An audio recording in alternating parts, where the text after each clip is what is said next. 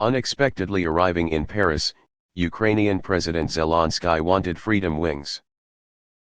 France and Germany have the opportunity to become game changers in the war against Russia, by unhesitatingly transferring heavy weapons and modern fighter jets to Ukraine, Ukrainian President Volodymyr Zelensky said.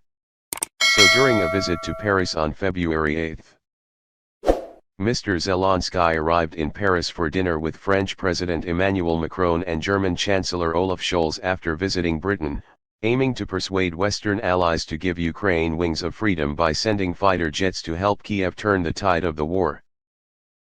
On February 9, Zelensky arrived in Brussels for a summit of European Union, EU, leaders.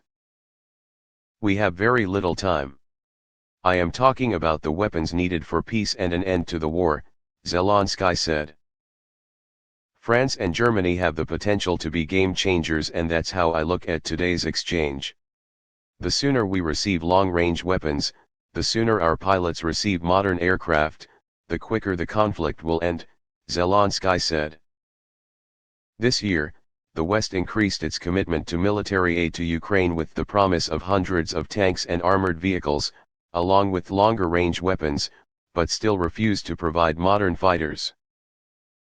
Mr. Macron said that operational issues would be discussed at dinner, reiterating that Russia would not be allowed to win the war, and that Paris and Berlin would continue to support as long as necessary to protect the future for Ukraine. The German Chancellor emphasized Ukraine's position in Europe. I'm trying to send a clear message to Brussels: Ukraine belongs to the European family, Scholz said.